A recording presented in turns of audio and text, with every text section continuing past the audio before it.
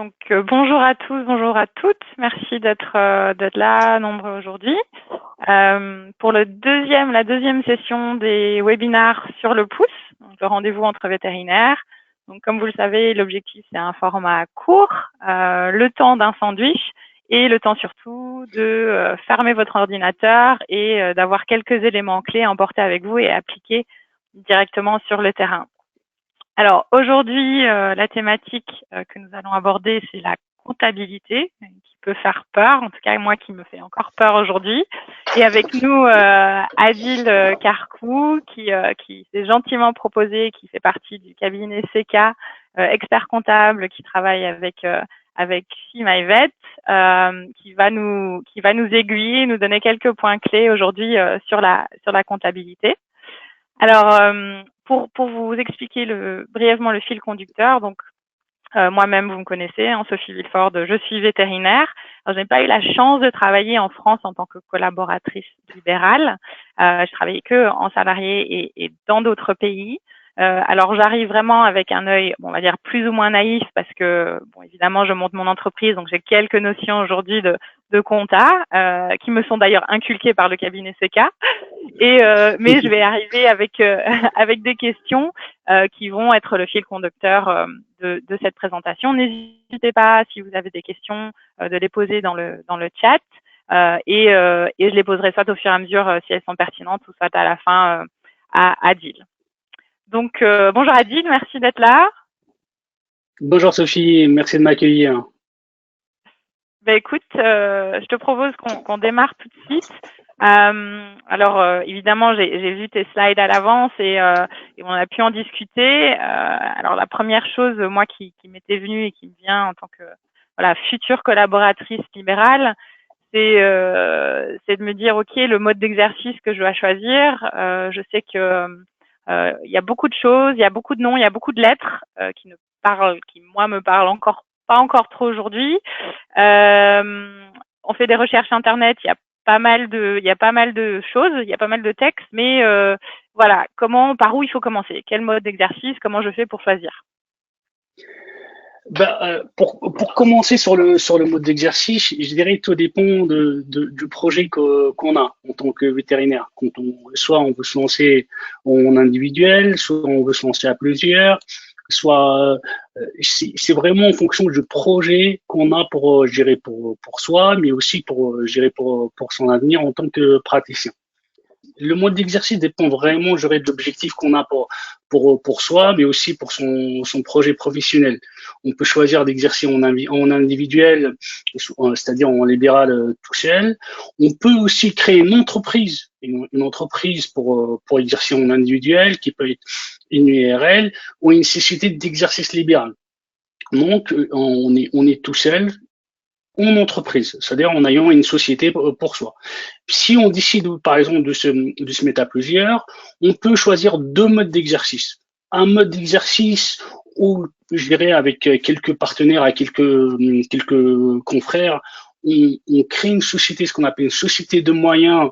On va mettre ensemble tous des moyens qui vont nous servir pour notre activité, ou tout simplement s'associer au sein d'une société où nous allons mettre les moyens, mais aussi gérer tous les produits, tous les produits qui vont découler de notre activité. Donc ça, c'est vraiment les modes d'exercice les plus répandus et qui existent ou sont gérés dans toutes les professions libérales qu'il y a en France aujourd'hui. D'accord. Et donc pour être donc ouais, ça j'ai bien compris. Donc soit tu es tout seul et tu crées ta société tout seul, ou soit tu te mets en exercice avec d'autres vétérinaires.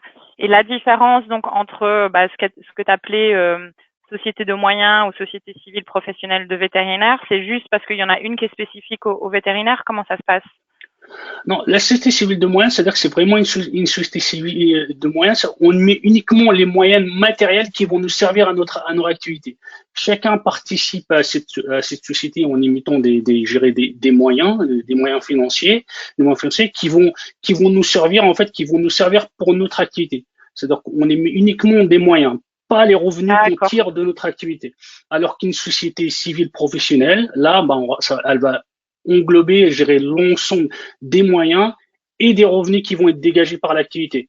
C'est notamment aussi le cas d'une société d'exercice libéral où il y a plusieurs associés. D'accord, ok. Ok, c'est clair. Ok. Ok, va pour le mode d'exercice. Ensuite, il y a une question qui est un peu évidente, je pense, et qui, en tout cas moi, qui me taraudait à l'époque et qui est plutôt clair pour moi maintenant, c'est de se dire, ok, il faut que je répertorie tout ça, il faut que je mette ça peut-être dans un fichier Excel, il faut peut-être que je mette ça voilà, dans un dossier quelque part. Quelles sont vraiment les réelles obligations que j'ai au niveau de la comptabilité en termes de repertoring? En fait, les obligations comptables vont vraiment découler du mode d'exercice qu'on choisit.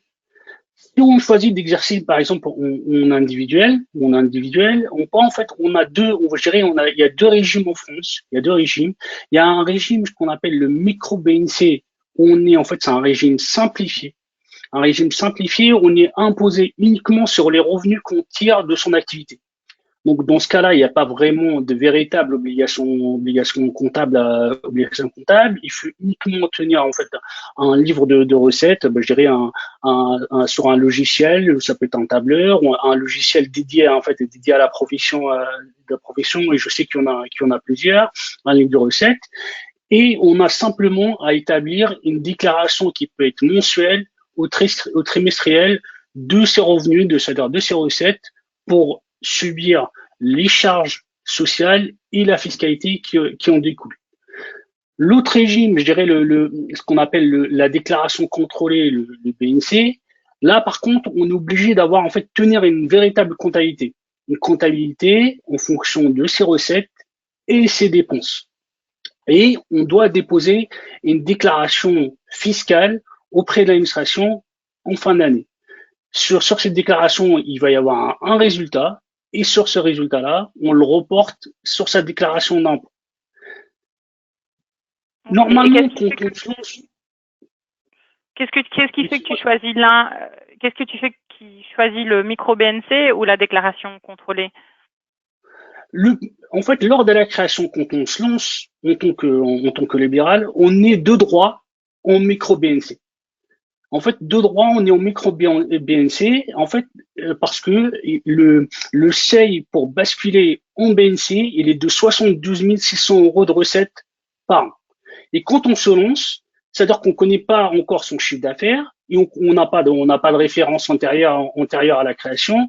Dans ce cas-là, on est de droit en micro BNC. Par contre, tout au long de l'année, si on voit que ces recettes dépassent ce seuil, on peut opter pour le BNC. C'est-à-dire qu'on peut basculer de l'autre côté. Donc, il n'y a pas d'obligation de rester en micro BNC. On est de droit sur ce régime, mais rien ne nous oblige à y rester à la fin de l'année. D'accord. Et est-ce que par contre, il y a une obligation de passer sur une BNC normale si on dépasse un certain seuil de revenus? Oui, à partir de la première année, dès qu'on dépasse les 72 600 € de recettes, l'année d'après, on est obligé de basculer en BNC. Ok. Et ces deux régimes-là sont indépendants des modes d'exercice que tu choisis? Non, en fait, c'est uniquement en individuel. Le BNC, le micro-BNC, la délégation contrôlée, c'est uniquement pour, en fait, à l'échelle individuelle. Ok, c'est clair. Ok. Et donc là, j'imagine que tu vas me parler à l'échelle de la société. Tout à fait.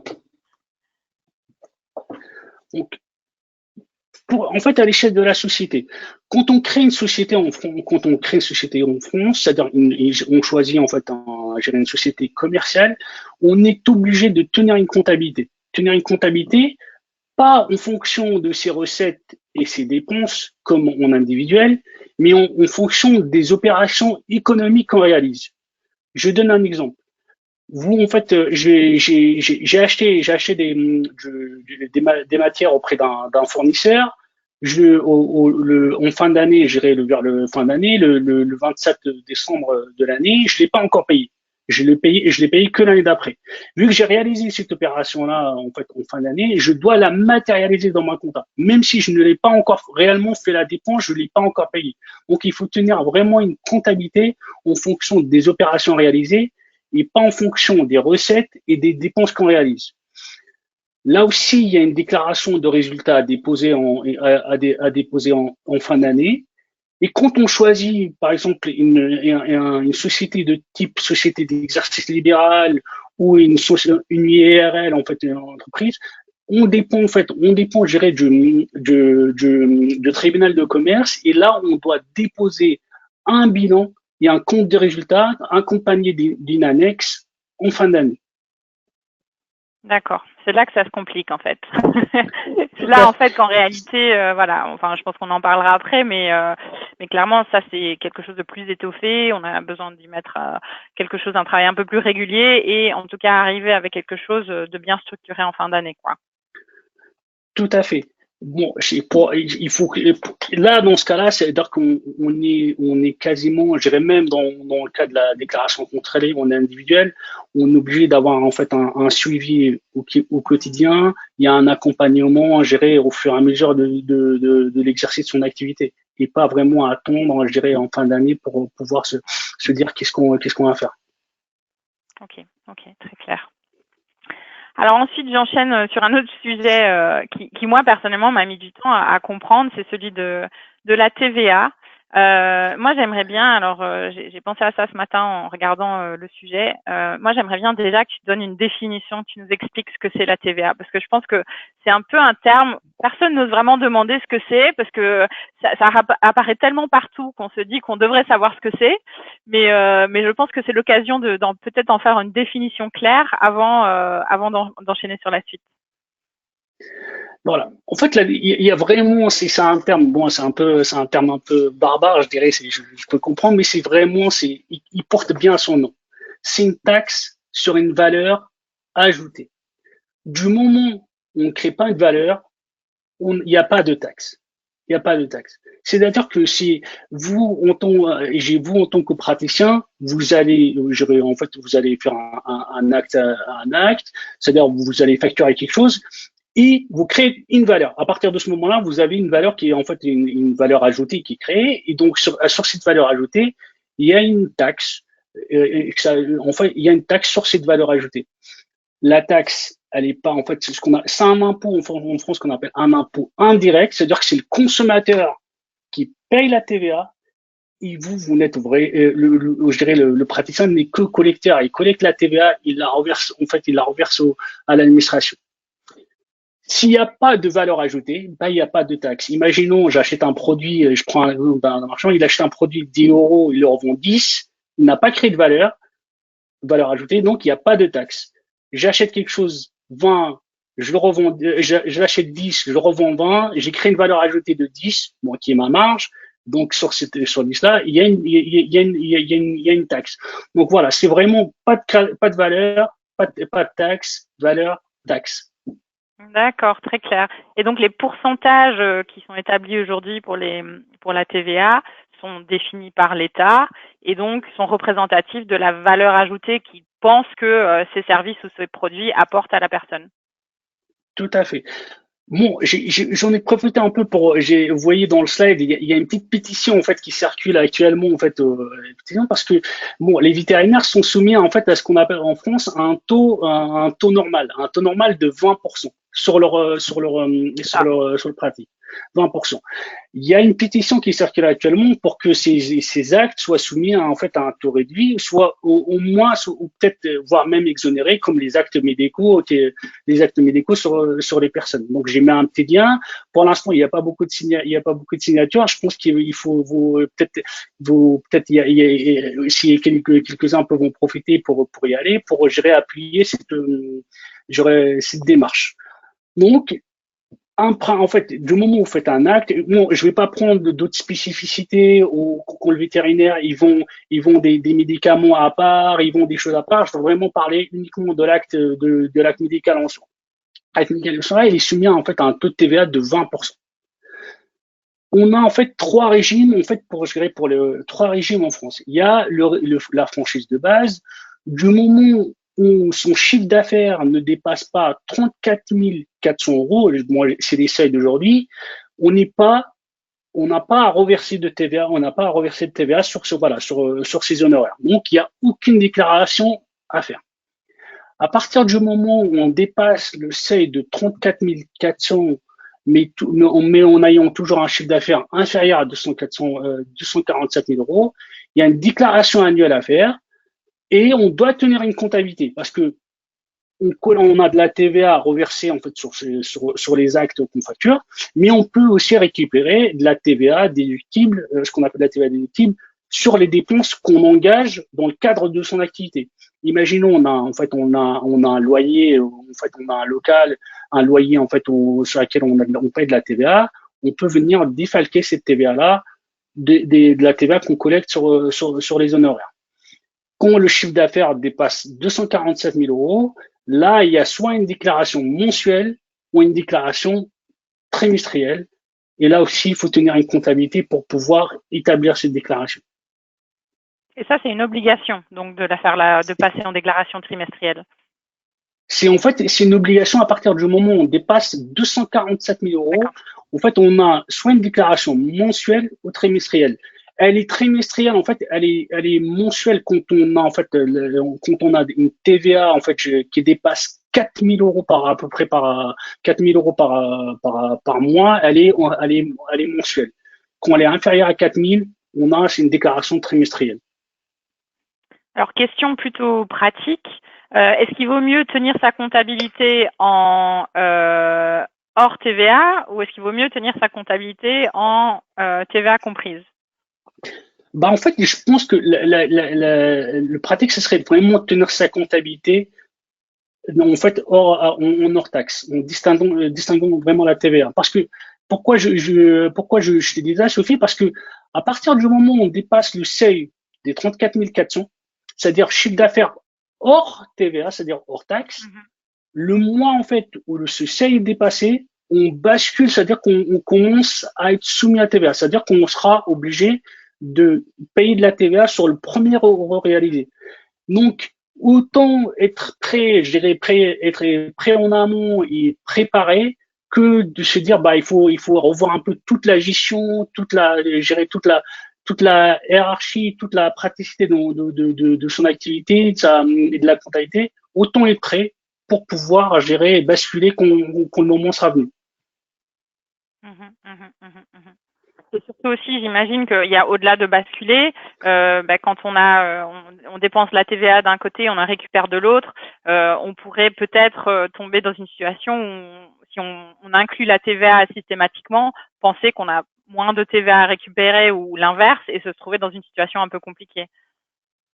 Tout à fait. Mais aussi, si je dirais, c'est aussi un bon raison. Toujours tenir, je dirais, raisonner en hors taxe. Je dirais, c'est la meilleure, en fait, pour un chef d'entreprise et pour un vétérinaire qui est un chef d'entreprise, c'est vraiment le meilleur moyen un peu pour bien connaître un peu je dirais, ses obligations et voir où il en est, en fait. Toujours raisonner en hors taxe et oublier mettre la TVA de côté parce que on n'est que collecteur de la TVA. En fait, c'est pas une taxe. On collecte uniquement la TVA. Si c'est un impôt indirect, on n'est que collecteur.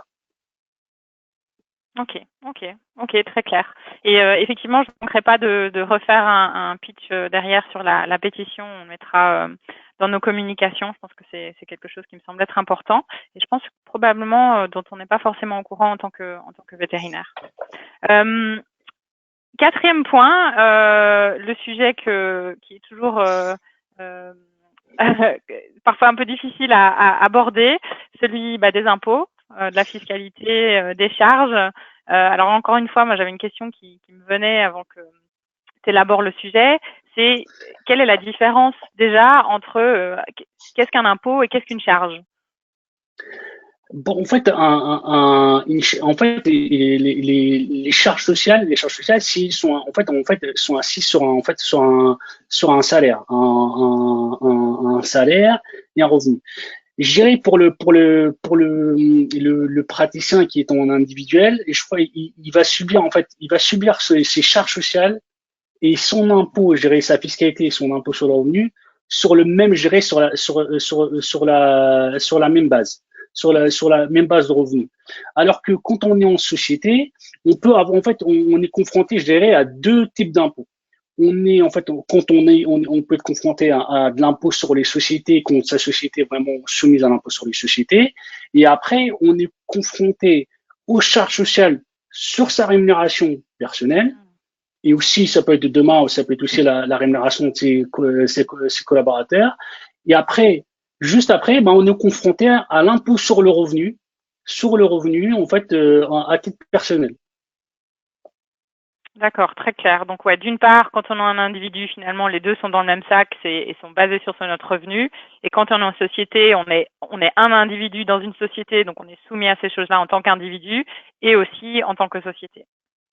Tout à fait. Ok. Donc est-ce que tu peux nous expliquer alors un peu plus en détail ce que tu nous as présenté sur ta slide? Ouais. En fait, ce que tout à l'heure on avait parlé, en fait, j'avais dit qu'il y avait deux régimes en France pour en tant qu'individuel. Il y a le micro BNC, il y a le BNC, mais aussi en fait, on peut avoir une société, on peut exercer en société tout seul en fait, en société d'exercice libéral ou en URL. Quand on est en micro BNC, on va subir l'impôt et les charges sociales sur les en fait sur les recettes qu'on génère, c'est-à-dire après un abattement. Il y a toujours un abattement aujourd'hui, je crois que si mes souvenirs sont bons, il est à peu près de 34%, c'est-à-dire ces recettes, on va subir un abattement de 34% sur ces recettes et après on va payer les charges sociales et l'impôt sur le revenu. Quand tu dis abattement, c'est une somme sur laquelle on n'est pas imposé, c'est bien ça? Tout à fait.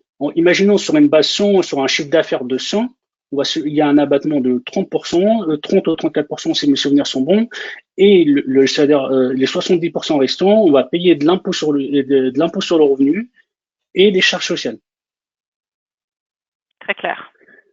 Quand on est en BNC, on a en fait une déclaration contrôlée, c'est-à-dire on a mis ses recettes plus ses dépenses, on a un résultat, et ce résultat-là, il est soumis à charge, aux charges sociales, c'est-à-dire aux charges sociales, et aussi à l'impôt sur le revenu.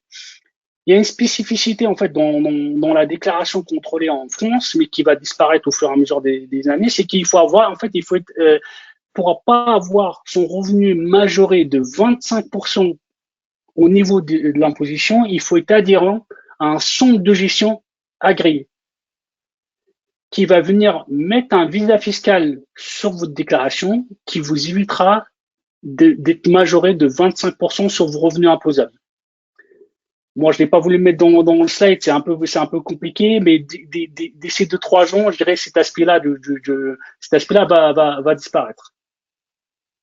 Ok, et donc ça c'est, enfin, oui, j'imagine que c'est assez compliqué. On va essayer de pas aller trop dans le détail, mais cette spécificité, elle vient d'où? Elle vient de le désir d'imposer un revenu grandissant, c'est ça l'idée? Non, c'est tout. En fait, c'est vraiment, ce compte, en fait, il y a pas un centre de gestion, géré derrière qui va venir contrôler votre déclaration. L'administration estime, en fait, qu'il peut y avoir peut-être des incohérences, des choses sur votre déclaration. Donc, c'est pour ça, elle vient majorer le résultat automatiquement de 25%. Alors, quand il y a un organisme en amont qui vient contrôler votre déclaration et qui vient mettre un visa fiscal, bah, vous n'êtes pas, en fait, voilà, vous n'êtes pas soumis, en fait, à cette majoration de 25%. Bon. D'accord, On donc voit que c'est quelque chose c'est un principe de précaution, en fait, de l'État. Tout à fait. Tout à fait. Parce que, voilà, bon, c'est quelque chose qui a amené à disparaître d'ici 2023, si je me trompe pas, si je me trompe pas. Bon, gérer aujourd'hui quand vous avez en fait vous faites appel à un expert comptable, qui va venir établir votre déclaration, qui va appliquer, je dirais, toute la réglementation. Vous n'avez pas besoin d'avoir un organisme derrière qui va venir certifier la déclaration déjà établie par un expert comptable. D'accord, donc le tampon quelque part de l'expert comptable, dans ce cas, ça évite cette majoration de 25%. Tout à fait. Ok, très clair. Et donc en ce qui concerne les sociétés? En ce qui concerne les sociétés, quand on a en fait, quand on est en individuel, on a une société en individuel, d'office normalement, et là aussi en fait, on dégage un résultat en fait, on tourne sa comptabilité, on dégage un résultat sur lequel on est aussi soumis à l'impôt sur le revenu. Ce résultat-là, il est reporté sur sa déclaration d'impôt et là, on paye de l'impôt sur le revenu. Il est déclaré aux organismes sociaux, on paye des charges sociales. Mais aussi, on peut faire une option, ce qu'on appelle un impôt sur les sociétés. C'est-à-dire qu'on rend sa société imposable à l'impôt. Donc, la société va payer son propre impôt, c'est-à-dire l'impôt sur les sociétés.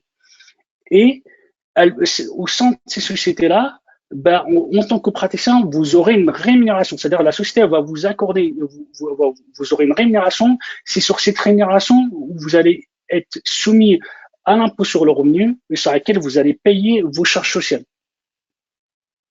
D'accord, donc on est salarié de sa société, on paye des charges sociales sur la société, on est salarié de sa société et on paye des impôts sur son salaire. C'est ça? En fait, on n'est pas assimilé on n'est pas assimilé à un salarié, mais voilà, on est ce qu'on appelle un travailleur, un indépendant. On n'est pas considéré comme salarié, mais on a une rémunération qui est imposable, je dirais, dans la partie traitement et salaire, en fait, traitement et salaire. D'accord, très clair, très clair. Et donc, je pense qu'il y avait une slide aussi sur les charges sociales, même si on l'a abordé oui, aussi. sur les charges sociales, on l'a abordé aussi. C'est que, bon, je dirais, sur la partie charges sociales, je dirais que l'ensemble des vétérinaires, quel que soit leur mode d'exercice, sont soumis, je dirais, au même régime. On tous en fait le même régime. Il y a la partie URSSAF qui va appeler une partie des cotisations, à savoir les cotisations maladie, allocation familiale, la CGCRDS. Il y a la caisse de retraite des vétérinaires qui va appeler la partie retraite. La partie retraite, il y a une partie obligatoire. Il y a une partie, en fait, il y a aussi une partie facultative de la retraite. Les taux varient vraiment en fonction, je dirais, en fonction des revenus qu'on dégage. Quand on est en individuel, en fonction du résultat qui est dégagé sur la structure, et quand on est en société, si on a opté à l'IS, on est soumis à charge sur la rémunération que on s'est octroyée. Ok. Ça c'est relatif. Ça, cette partie-là est relativement simple du coup. Voilà. Bon, après moi, je veux pas rentrer dans le détail dans le régime de retraite des vétérinaires, qui est un peu qui est pas complexe, mais bon, il y a des paliers en fait. Il y a certains paliers qu'il faut regarder, qu'il faut étudier aussi avant vraiment de choisir, parce que c'est des choses qui sont très importantes à regarder en amont avant de souscrire en fait à des régimes, je dirais facultatifs de retraite. D'accord. Ça, c'est plutôt une bonne transition, parce que c'est qu'on avait discuté en off de finalement la stratégie comptable qu'il fallait mettre en place, finalement qu'on se fasse accompagner ou pas. D'ailleurs, et toi, tu m'as beaucoup parlé d'anticipation, donc j'aimerais bien que tu t'élabores sur ce sujet. Oui. En fait, là, vraiment, quand on se lance en tant que libéral, je dirais, quel que soit, le métier, que ce soit en vétérinaire, que ce soit en dentiste, ouais, c'est vraiment, il y a un mot qu'il faut pas perdre, je dirais, c'est l'anticipation. Être dans l'anticipation, parce qu'aujourd'hui, on se rend compte quand on se lance que on peut avoir des surprises 1 an, 2 ans après, parce que on s'était pas préparé. On n'a pas pris toutes les précautions qu'il faut. On n'a pas été accompagné aussi. On n'a pas été accompagné. Donc, on se rend compte que 1 an, 2 ans après, il y a des surprises qui arrivent qu'on n'a pas prévues, qui viennent en fait contrarier, je dirais la bonne marche la bonne marge de sa structure, qui viennent aussi contrecarrer tout ce qu'on a mis en place, que ce soit au niveau personnel ou au niveau professionnel. J'ai ça par expérience, parce que j'ai déjà vécu, où des praticiens se lancent, même au début commencent à petite échelle, après commencent à gagner bien leur vie, et se retrouvent avec des surprises 1 an, 2 ans après, parce que soit ils sont pas cherchés à se faire accompagner, soit en fait ils ont choisi un mode d'accompagnement qui n'était absolument pas dans l'anticipation.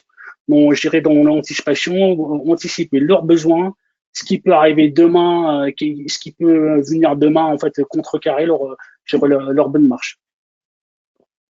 Et du coup, j'en profite pour te demander, en ce qui concerne de l'accompagnement comptable aujourd'hui, je pense que tu n'es pas sans savoir qu'il y a une offre très très large sur le marché. C'est assez facile d'ailleurs d'aller sur Internet et de se faire accompagner pour, on va dire, 50, 60, 70 euros par mois. Et de la même façon, c'est aussi facile d'aller chercher un expert comptable à des tarifs beaucoup plus élevés. Et du coup, c'est très difficile pour les personnes qui ne sont pas du tout dans cet environnement-là. Probablement, par exemple, un vétérinaire qui se lance, qui dit, bah voilà, moi je veux un bon comptable, qui va peut-être demander à des amis, etc., vétérinaires pour l'aider.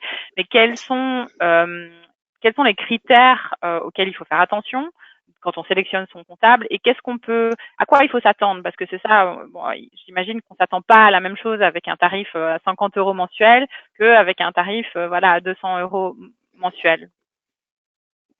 En fait, bon, je dirais, des fois, c'est pas souvent le tarif un peu qui va faire la différence. Déjà, en fait, c'est, comme tu as dit, il y a plusieurs plateformes sur lesquelles on peut aller souscrire pour pour avoir un expert comptable.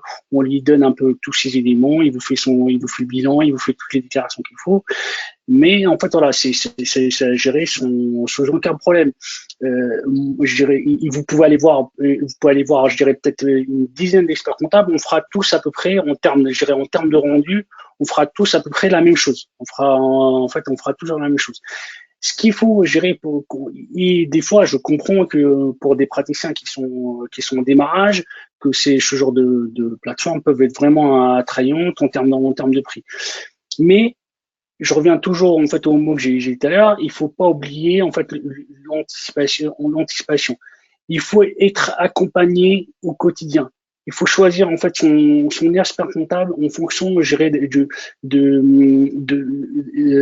dirais pour être accompagné. C'est-à-dire que c'est comme si vous avez un médecin qui va vous dire tous les mois, il va vous dire bah écoutez, je viens de voir votre bilan, je viens de recevoir votre bilan, bah là j'ai l'impression qu'il y a quelque chose qui va dériver, peut-être qu'il faut passer.